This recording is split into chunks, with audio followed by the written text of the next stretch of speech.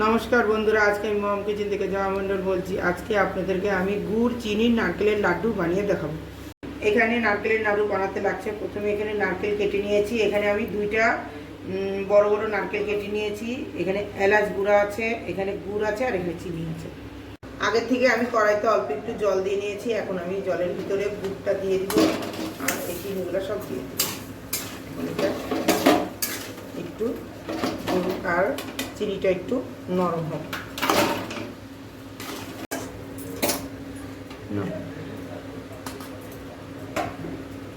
এখন আমি এই গুড়ের আর চিনির মধ্যে নারকেলগুলো সব দিয়ে দিব।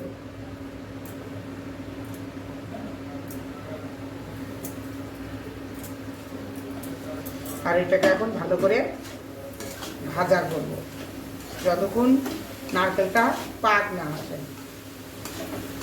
এখন আমি এই নারকেলের নাড়ুর মধ্যে এলাইচি দিয়ে দেব, সেন্টের জন্য এলাইচি দিলাম। আরও 10-15 মিনিট এভাবে ভাজা ভাজা করব।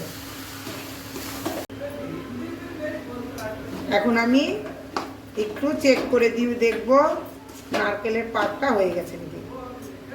আমার নারকেলের পাকটা হয়ে গেছে। এখন আমি গ্যাস বন্ধ করে দেব। এখন আমি এই নাড়ুর মশলাগুলো এই থালার মধ্যে নিয়ে আস্তে আস্তে করে এখন নাড়ু বানাবো। এখন আমি এই বাটিটা দিয়ে ভালো করে ঠান্ডা করে নেব, হালকা হালকা হয়ে গেছে। এখন আমি এটাকে এইভাবে গোল গোল করে সব নাড়ু বানাই নেব। এইভাবেই সব নারকেলের নাড়ুগুলা আমি সব বানাই নেব। আমার ভিডিওটা পছন্দ হলে লাইক, শেয়ার, সাবস্ক্রাইব করবেন।